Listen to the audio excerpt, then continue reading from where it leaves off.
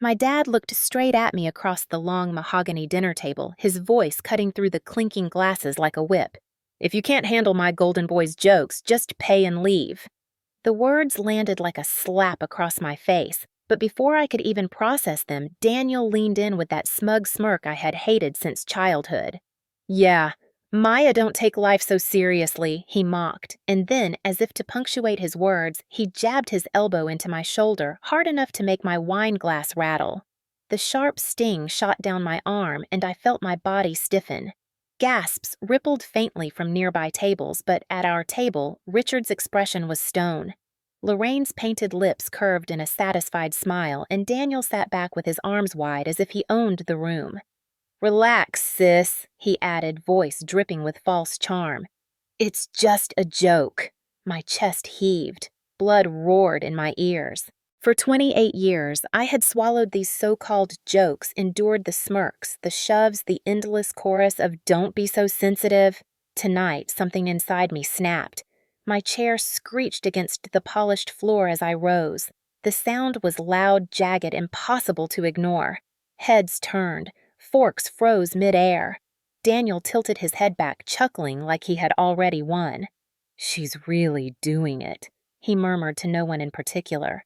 Lorraine leaned forward, hissing, "Maya, don't embarrass the family." Her voice was sugar-laced with arsenic, as if my silence was the only thing that had ever kept this family's rotten foundation standing. But my silence was over. My hand shook as I reached into my purse, but not with fear, with fury. I pulled out my wallet, peeled off 320s, and tossed them onto the table. The bills landed with a flat slap that echoed louder than any of their laughter. "This covers my meal," I said, my voice steadier than I thought possible. "Not a penny more." I picked up my keys, the cold metal digging into my palm.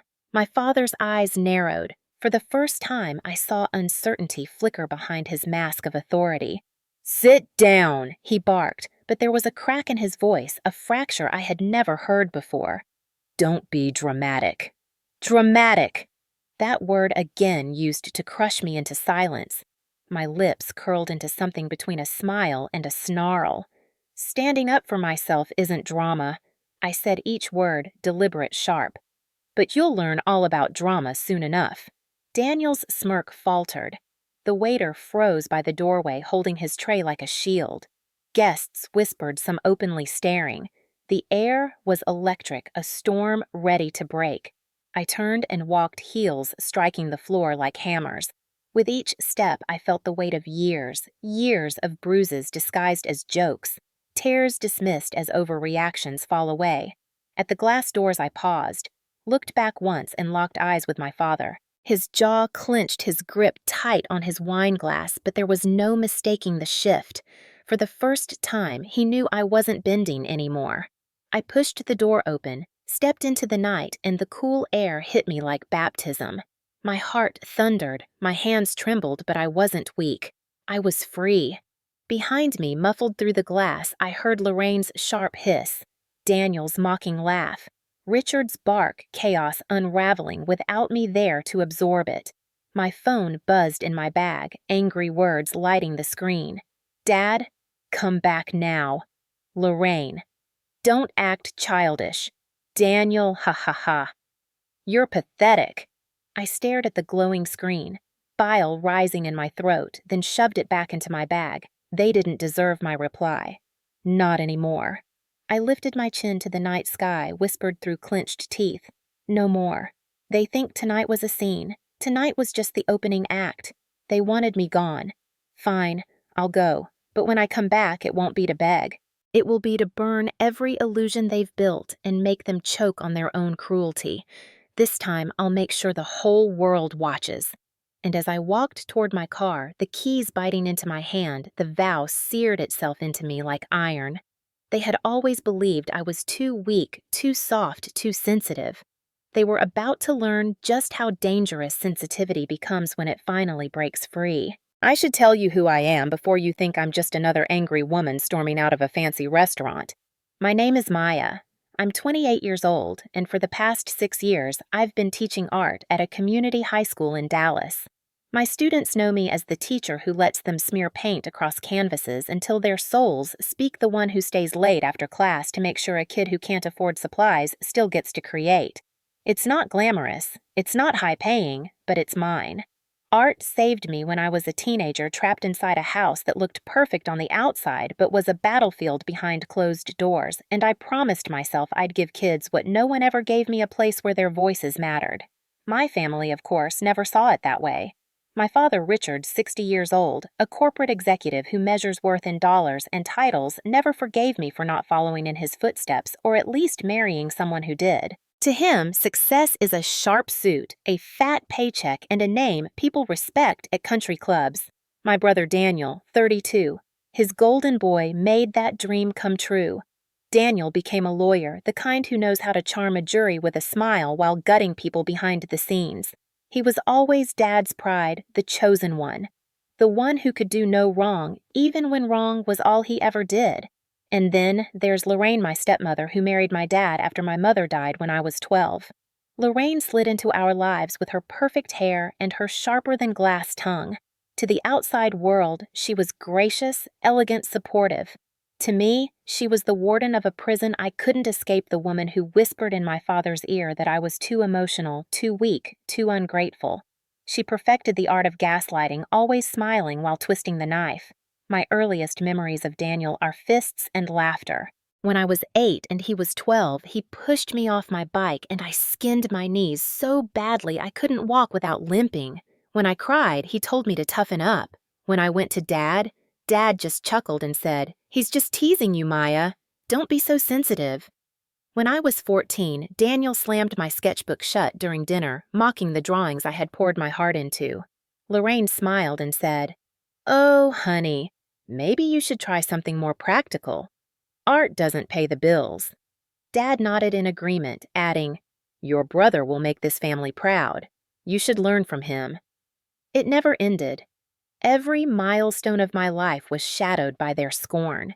When I graduated college with a degree in education, Dad didn't come to the ceremony. Daniel was being honored at a law conference, and apparently that mattered more. When I got my first teaching job, Lorraine sent a card that read, "Congratulations on babysitting." When I brought home my first paycheck, Dad asked me how I planned to survive on pocket money. I learned to hide my victories because every time I showed them, they found a way to crush them. But here's the thing about surviving in a family like mine. You learn to grow armor in silence. You learn to recognize the pattern. They break you, laugh at your pain, then call you dramatic when you protest. It's a cycle of control so ingrained that you almost believe them. Almost. I tried to escape once when I was 21. I had a scholarship offer to move out of state to pursue a master's degree in fine arts. Daniel mocked me, said no one would hire an art therapist. Lorraine told me it was selfish to abandon the family. Dad told me flatly, "You will fail." I listened. I stayed. And I hated myself for it. For years, I let their voices dictate my choices. I dated men they approved of, quiet, controlled men who never challenged Daniel, who nodded politely when Dad made cruel jokes. None of those relationships lasted, of course. The men saw the chaos of my family and ran, or worse, they joined the chorus of mockery. Eventually, I stopped bringing anyone home at all. I built my own world in my classroom, surrounded by kids who needed someone to tell them they were enough. That became my sanctuary, my reason to keep breathing. Still, the family dinners kept coming every birthday, every holiday, every excuse for Dad to parade Daniel around as his masterpiece and for Lorraine to sharpen her claws on me. I told myself I could handle it. I told myself it didn't matter, but it did. Every barb, every sneer, every slap disguised as a joke left scars no one could see.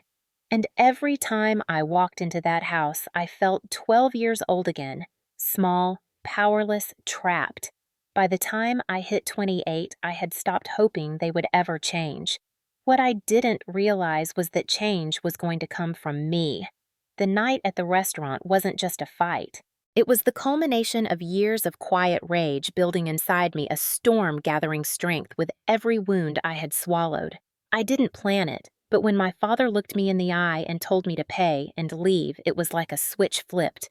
I saw my whole life in that moment, every bruise, every insult, every time they made me doubt my worth, and I knew I could either keep shrinking until nothing was left of me, or I could finally stand up. So when I walked out that night, I wasn't just leaving dinner, I was leaving behind 28 years of silence, and I was walking towards something else entirely, a reckoning. The red flags never stopped. They just changed shape as I got older, sharper, more insidious, harder to call out without being branded the problem. When I was younger, Daniel's cruelty had been fists, shoves, mocking laughter, but as adults, his weapons grew more refined, more poisonous. He learned to lace insults and jokes, to smile while twisting the knife to use the shield of family gatherings to strike where he knew it would hurt most. Every time I tried to speak up, Dad brushed it off. Lorraine scolded me and Daniel doubled down. One Christmas, I spent 2 days baking cookies and pies for the family, desperate to bring something that might earn a nod of approval. When I placed them on the table, Daniel leaned back in his chair and said loudly, "Wow! Maya's finally contributing. Did you buy these at Walmart or actually burn them yourself?" Laughter rippled across the table. Lorraine wagged a finger at me when I glared at him. "Oh, don't start. He's only teasing. You should be flattered he's paying attention." Dad raised his glass to Daniel. "Not me. That night alone in my car, I cried until my chest hurt, and still I showed up again the next year. Another time I mentioned to Dad that one of my students had been accepted into an art program at a prestigious college, and I felt proud because I had written her recommendation letter. Dad didn't even look up from his paper. "That's nice," he said. "Meanwhile, your brother just won a 6-figure case. Now that's something to celebrate." Lorraine smiled at me sweetly and added, "You really shouldn't compare yourself to Daniel Darling. He's on a whole other level. You'll only disappoint yourself." Daniel smirked, his eyes glinting with triumph. The message was clear. I would never measure up, not in their eyes, not in this family. It got worse when Lorraine's friends were around. At a dinner party, one of them asked me what I did for a living. Before I could answer, Daniel jumped in. "She teaches finger painting to teenagers. Basically glorified babysitting." Everyone laughed. My cheeks burned. My hands shook, but I forced a smile. Lorraine patted my hand and said, "Don't be so sensitive, Maya. It's charming that you love your little hobby." I wanted to scream, but the words died in my throat. Every attempt to assert myself was met with the same gaslighting chorus. "Don't overreact. Don't take it so seriously. You're imagining things." And when I finally snapped back when I told Daniel his cruelty wasn't funny, Dad would slam his hand on the table and bark, "Enough. Stop embarrassing us." Somehow, I was always the one accused of causing a scene, never the one who had endured years of being the family's punching bag. The red flags were everywhere, but I had been conditioned to see them as normal, as inevitable as my burden to carry. It wasn't just words, either. Daniel had a way of invading my space physically subtle enough to pass off as play, forceful enough to leave me shaken. A shove against the counter when no one was looking. A grip on my arm that left faint bruises. A laugh in my ear when I pulled away. "Relax, sis, you're so uptight."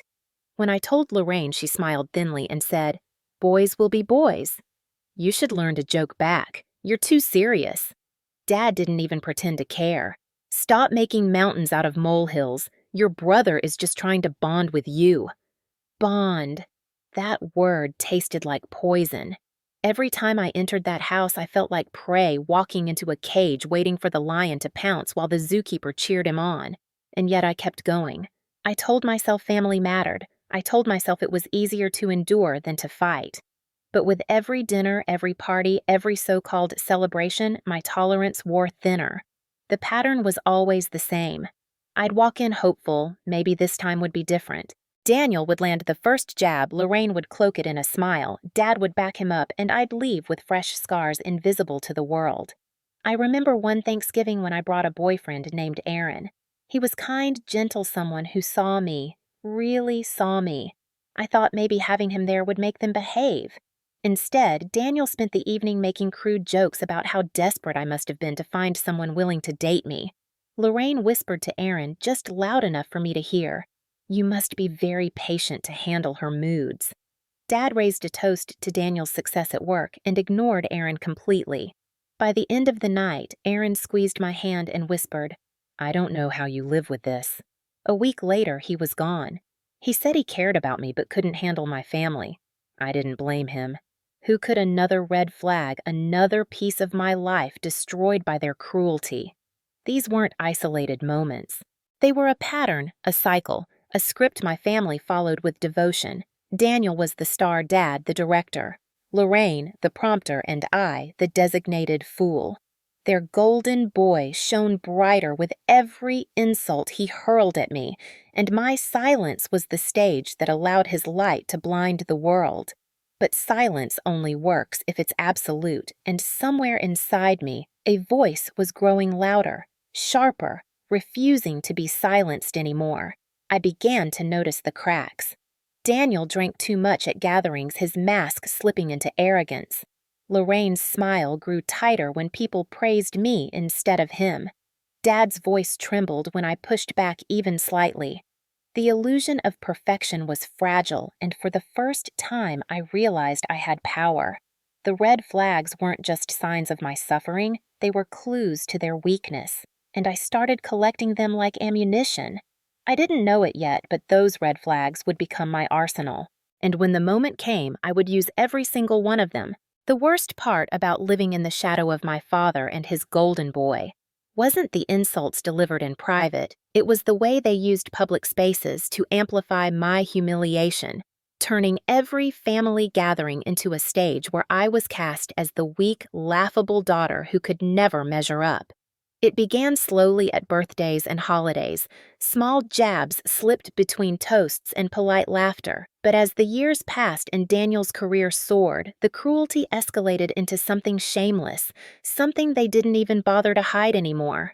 One evening at a 4th of July barbecue surrounded by neighbors and colleagues from Dad's firm, I had spent hours preparing side dishes, trying once again to contribute something meaningful. When it came time to eat, Daniel sauntered over, lifted a spoonful of my potato salad, and announced loudly, "Looks like Maya finally found a way to make herself useful. Too bad it tastes like glue." The crowd laughed. Dad chuckled and clapped him on the back, praising his wit. Lorraine leaned into a woman beside her and whispered just loud enough for me to hear, "She really should stick to coloring books." My face burned as the laughter rippled, and I wanted to disappear. But disappearing was exactly what they expected me to do. Another time during a Christmas dinner hosted at our house, Daniel deliberately brought up my salary. "Tell us, Maya, how much does teaching kids to finger paint earn these days? Do they pay you in crayons?" Everyone roared, wine glasses clinking as if his words were a toast. Dad looked at me over the rim of his glass and added, "It's not about money, Maya, it's about making a difference. But let's be honest, Daniel makes the real difference." Lorraine smiled perfect and poisonous and said, "It's a blessing she doesn't have children of her own. Imagine trying to raise kids on that paycheck." The cruelty was always disguised as banter, as concern, as honesty, but it cut deeper than any blade. And every time I tried to defend myself, I was shut down. "Don't be dramatic. Stop ruining the mood. You're too sensitive." The words echoed until they became chains around my throat. The humiliation wasn't just for their amusement. It was a performance for others, a way to reinforce the hierarchy of our family. Daniel was untouchable. Dad was the authority, Lorraine the enabler, and I was the perpetual target, the example of what happened when you didn't conform. They needed me to play that role because without me as the failure, Daniel's success lost some of its shine. At Daniel's 32nd birthday, Dad rented a private dining room at an upscale steakhouse. Colleagues, friends, and extended family filled the space. I wore my best dress, hoping to blend in to survive without incident. The night began well enough with champagne and polite conversation, but as soon as the entrees arrived, Daniel raised his glass and said, "Here's to my sister Maya, who may not be a lawyer, but at least can draw us all some pretty pictures." The room erupted in laughter. My chest tightened, my hands shook beneath the table. I opened my mouth to reply, but before I could, Dad cut in. "Don't ruin the toast, Maya. Let him have his fun." Lorraine chimed, "It's all in good spirits, darling. Don't overthink it." Their voices blended into the laughter until I felt like I was suffocating. Later that night, when I excused myself to the bathroom, I overheard two of Dad's colleagues talking in the hallway. "That girl one said she looked so uncomfortable." Why do they pick on her like that? The other replied, Because it's easy. She lets them. My stomach churned. They were right. I had been letting them. I returned to the table with a smile pasted on my face, but inside I was already beginning to break. Each public humiliation chipped away at my patience. Each laugh at my expense sharpened my anger into something solid, something dangerous. By the time the promotion dinner came, the night everything changed. I wasn't the same Maya who had swallowed their cruelty for decades. I was a woman ready to erupt. That night, as I dressed for the restaurant, I told myself maybe it would be different. Maybe celebrating Daniel's newest case win or Dad's business deal would give them enough satisfaction to leave me alone. But deep down, I knew better. Toxic people don't change. They escalate. And escalate they did. At that dinner, Daniel's jokes were sharper than ever. Lorraine's gaslighting more venomous. Dad's indifference colder. Every jab was a reminder that I wasn't just their target. I was their entertainment. By the time my father uttered those fateful words, "If you can't handle my golden boy's jokes, just pay and leave," I wasn't just reacting to one insult.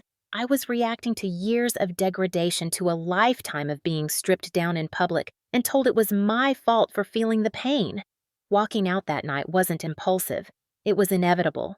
And as I gripped my keys in the cool night air, I realized that what had once been red flags waving in the distance had become the fuel for the fire I was about to ignite. The breaking point came at that restaurant the night etched into my memory like a scar that will never fade. It was meant to be another family celebration, Daniel's latest courtroom victory.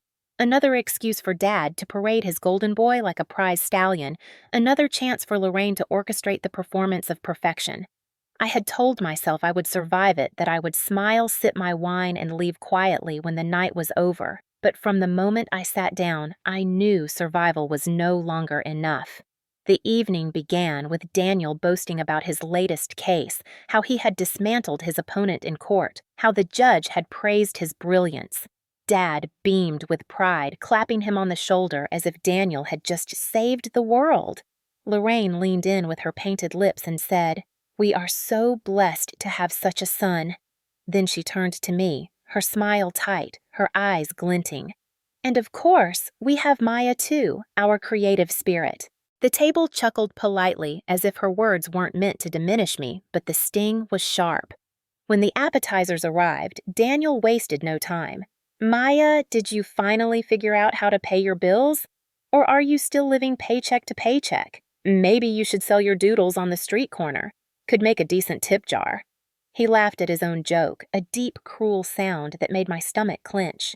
Dad laughed too, shaking his head in mock amusement. Lorraine placed a hand on my arm and whispered, "Don't make a scene, darling. It's just a joke." The words burned. My fork trembled in my hand, and I clenched it tighter, imagining for one fleeting second what it would feel like to drive it into the wood of the table to puncture the air, heavy with their scorn. But I didn't move. Not yet. The main courses arrived and the cruelty escalated. Daniel leaned back in his chair, cutting into his steak with theatrical precision. So Maya still teaching finger painting to teenagers must be exhausting, explaining the color wheel to kids who will never use it in real life. Laughter roared again. Dad raised his glass to Daniel. Lorraine chimed, "She has such patience. It takes a special person to settle for less in life." My face burned, my throat tightened, and I felt the pressure building like a volcano under my skin. And then it happened. Daniel leaned closer, smirked, and jabbed his elbow into my shoulder, hard enough to rattle the silverware.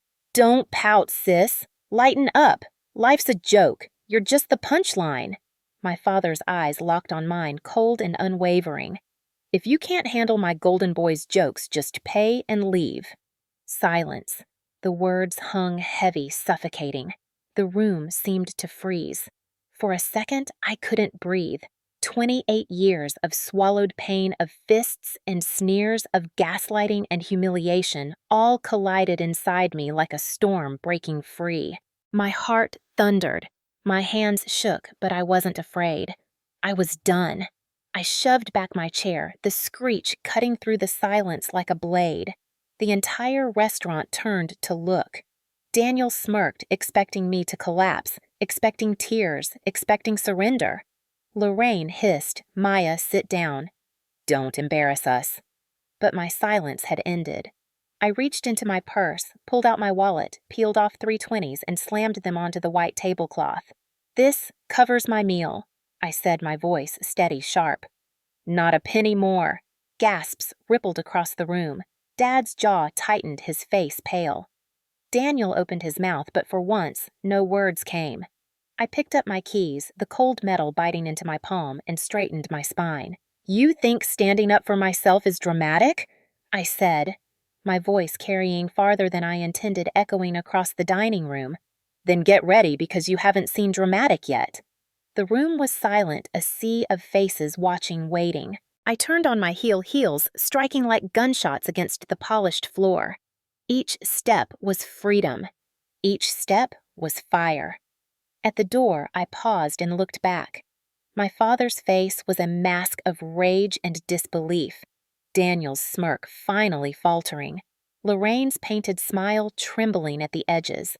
For the first time in my life, they looked uncertain. For the first time, I had cracked their perfect facade.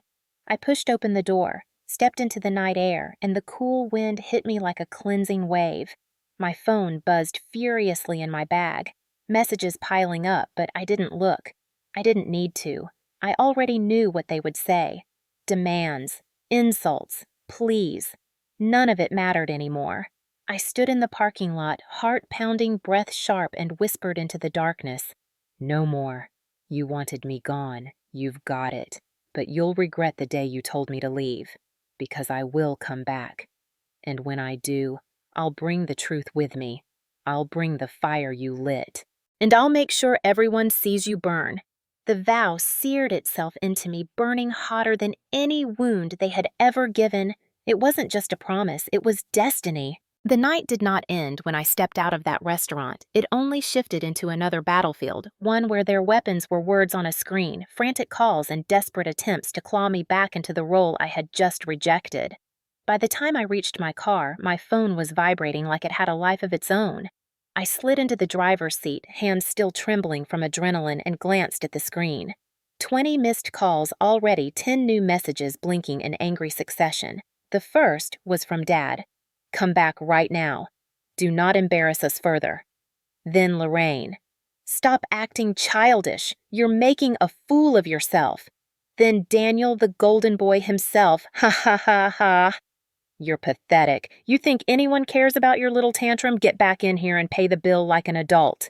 Each word stung, but not the way they intended. Once their messages would have filled me with shame. Guilt, the old reflex of obedience. But tonight something had shifted. Each insult only fueled the fire burning inside me. I tossed the phone onto the passenger seat, started the engine, and pulled out of the lot without a backward glance. The city lights blurred past as I drove, but the buzzing did not stop. More messages, more calls, voicemail after voicemail. Lorraine's voice, sugar wrapped around venom, insisting I was overreacting. Dad's bark, furious, commanding me to return immediately.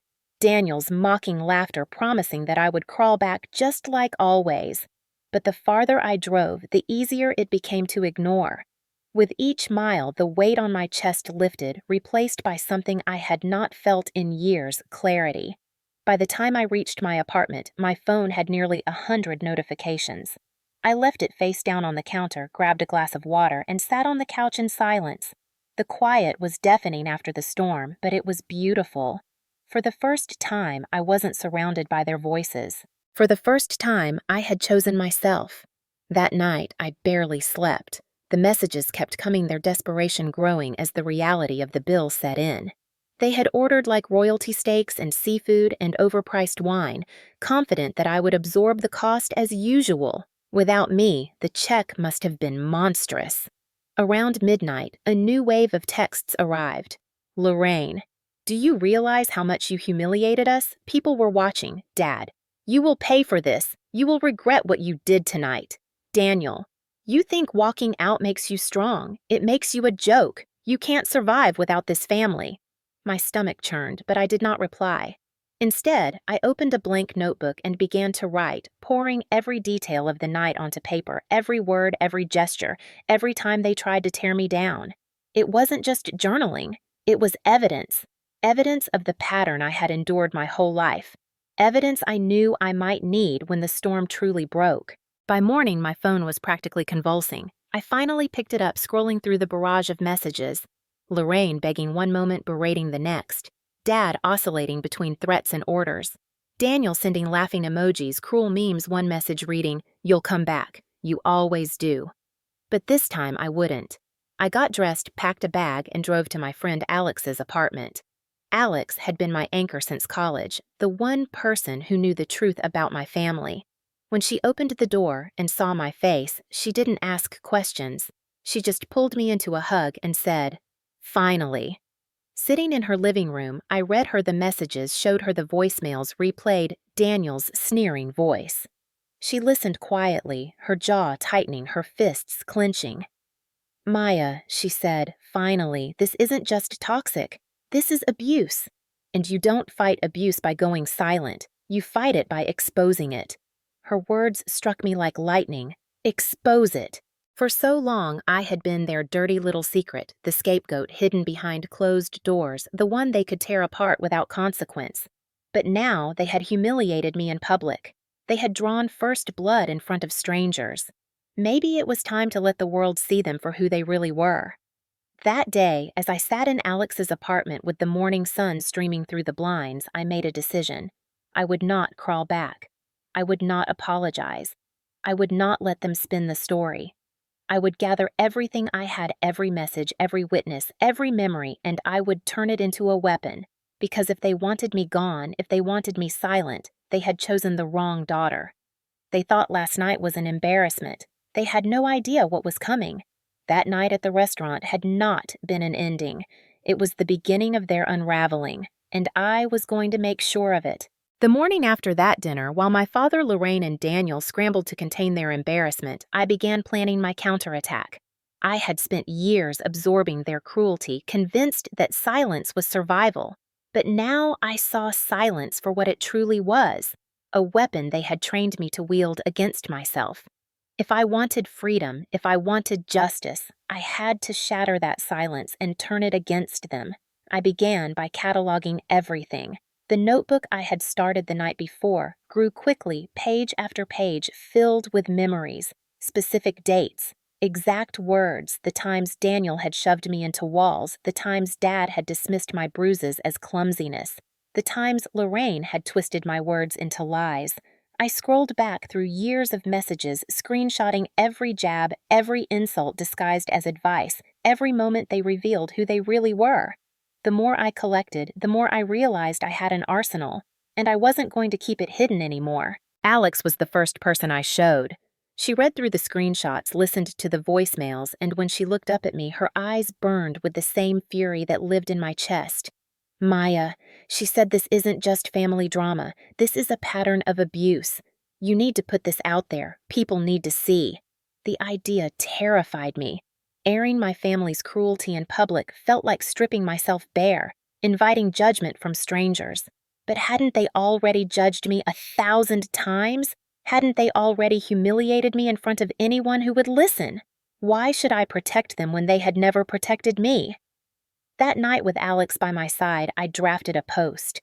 I kept it simple, factual, impossible to dismiss as melodrama. I included screenshots of messages from the night before Daniel's mocking texts, Lorraine's gaslighting my father's threats. I wrote about years of being the scapegoat, about being told I was too sensitive while enduring physical shoves and emotional blows. I didn't name them outright, but anyone who knew us would recognize the pattern. I hit post, and for the first time in my life, I felt the weight shift. Within hours, the responses poured in. Friends from school, colleagues, even distant relatives messaged me privately to say they had seen the way my family treated me, that they had always thought something was wrong but didn't know how to help. Some commented publicly calling out the cruelty, sharing their own stories of golden children and scapegoats. The thread grew longer and longer, a chorus of voices echoing my pain, validating my truth. My family noticed immediately. Lorraine called me at 7 in the morning, her voice shrill. "Delete it right now. Do you want to ruin us? Do you want to destroy your father's reputation? Think about Daniel's career." I hung up without answering. Daniel sent a message minutes later. "You just made the biggest mistake of your life. No one will believe you. You're nothing without this family." My father's voicemail followed his voice low trembling with rage. "Maya, you come to this house right now. We will discuss this privately like adults. You do not shame this family in public." But that was the point. Privately, they held all the power. Publicly, they had everything to lose. And now, for the first time, they were on defense. Over the next days, the fallout began. People whispered. Neighbors side-eyed them at the country club. Lorraine's friends, once eager to bask in her cultivated image, grew distant. Daniel's colleagues began asking questions, wondering if the man they trusted in court was the same man who mocked and shoved his sister in public. My father's firm grew uneasy clients murmuring about the whispers online. I had cracked the facade and the fracture lines spread quickly. But I wasn't finished. I knew exposing them online was just the first strike. I began gathering real evidence. I met with an attorney friend of Alex's, someone who specialized in family abuse cases. She looked through my documentation, the screenshots, the journal, and nodded. "You've got a strong case here. If they retaliate, you can protect yourself. And if Daniel has a history, we can dig into it." That word history lit something in me. Because I remembered the hushed conversations, the rumors about his ex-girlfriends, the unexplained silences.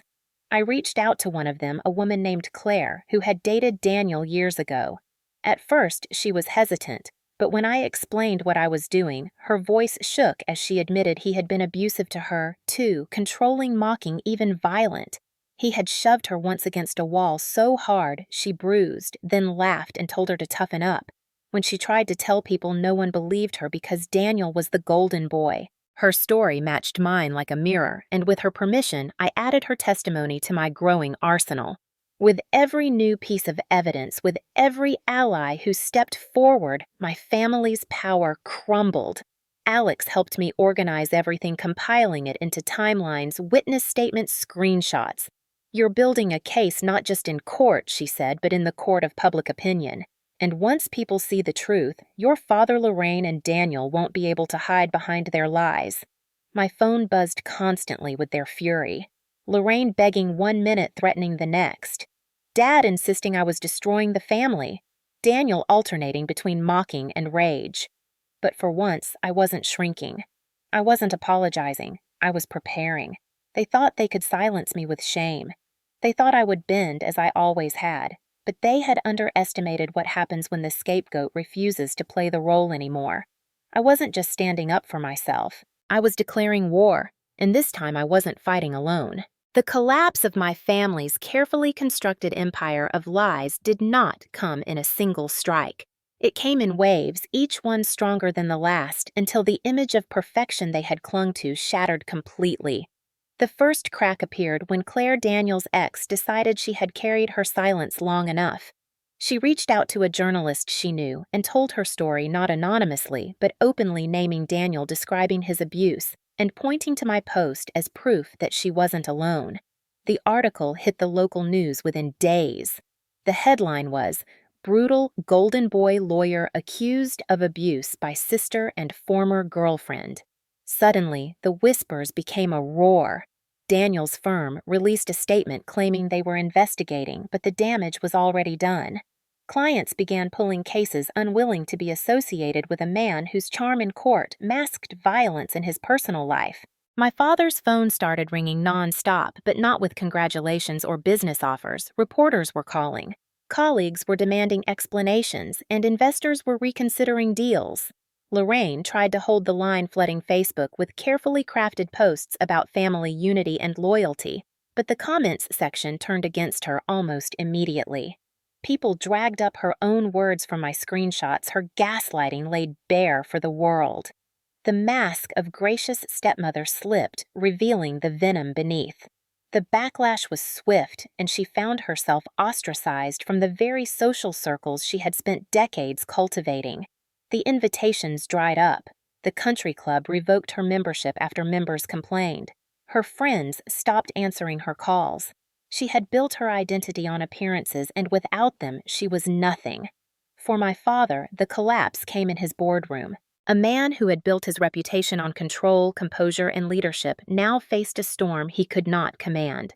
Clients walked away whispering about the lawsuit his son might face about the daughter he had silenced for decades. His partners confronted him, demanding he step down temporarily, but he refused, clinging to power with trembling hands. When another journalist published a story connecting him to cover-ups of Daniel's past behavior, the pressure became unbearable. He was forced to resign, his legacy crumbling in a single week. But Daniel's fall was the most spectacular. When the local bar association caught wind of the allegations and the evidence piling up, they suspended him pending investigation. His cases were reassigned, his name splashed across headlines not as a prodigy but as a predator. The man who had once walked into rooms with swagger now hid from cameras, his smirk replaced by clenched jaws and darting eyes. The more he fought back, the worse it became. He tried to frame me as vindictive, jealous, unstable, but every time he opened his mouth, more women came forward. Claire was just the beginning. One by one, others spoke up: girlfriends, classmates, even a colleague, all with stories of his cruelty. His golden boy shine tarnished into rust before the public's eyes. At home, the tension exploded. Neighbors reported shouting matches, Lorraine screaming at Dad, Dad roaring at Daniel, Daniel slamming doors and punching walls. The house that had once been their fortress of control became a war zone. The chaos they had inflicted on me turned inward until they could no longer hide it. Then came the legal strike. With the attorney Alex had introduced me to, I filed a restraining order against Daniel, citing years of abuse and the recent physical shove at the restaurant. The police took my evidence seriously, especially with the media already circling. Daniel was served papers in front of his colleagues, humiliated in the very halls where he had once been untouchable. My father tried to intervene, calling in favors, but found that his influence had evaporated. No one wanted to be associated with him anymore. Lorraine attempted damage control, messaging me privately, begging me to stop. Her words dripped with desperation. "You've made your point. Let's end this before it destroys us all." But there was no stopping it. They had destroyed themselves. I had simply stopped protecting them from the consequences. The final blow came when financial records surfaced showing that my father had funneled money to quietly settle one of Daniel's past incidents years ago. The revelation confirmed what I had always known, that they had all conspired to protect the golden boy at any cost, even if it meant sacrificing me.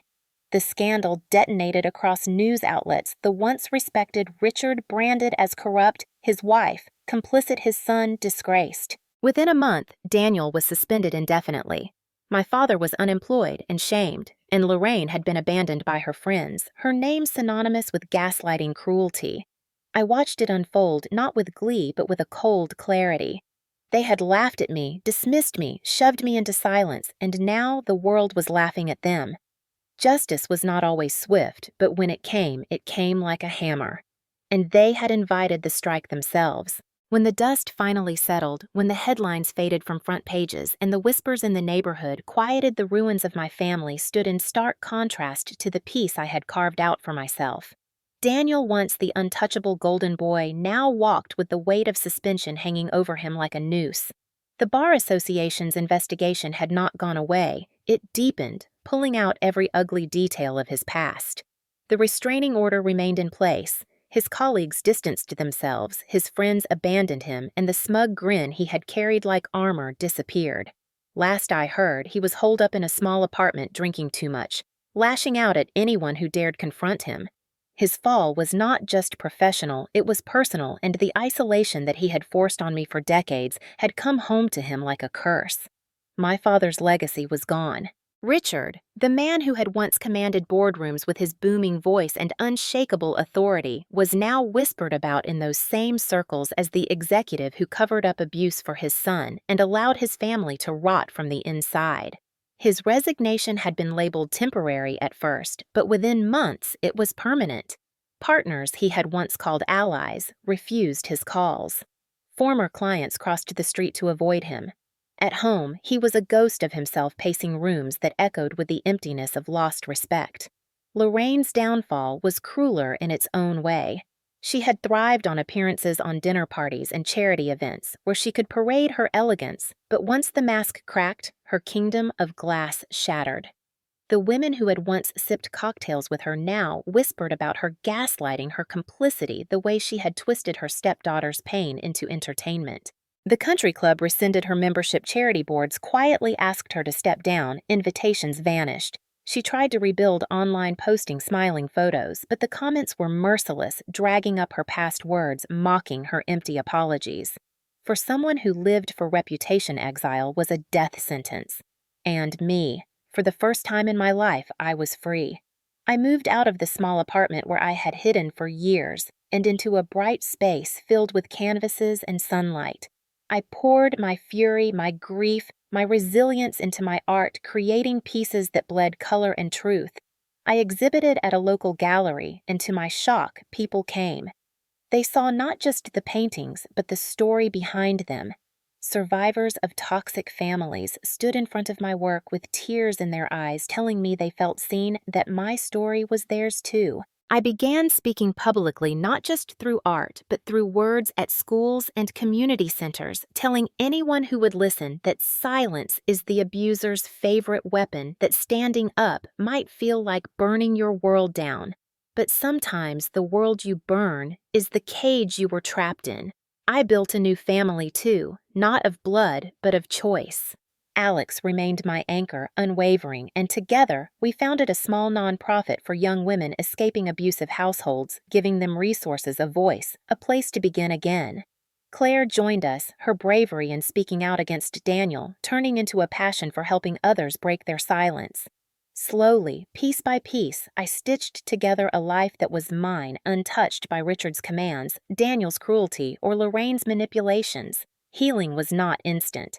There were nights when I still woke up sweating, hearing my father's voice bark, "Don't be dramatic."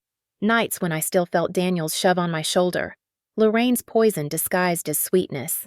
But those voices grew quieter with time, drowned out by laughter in Alex's living room, by the sound of applause at gallery openings, by the quiet satisfaction of seeing students find their own strength in paint and clay.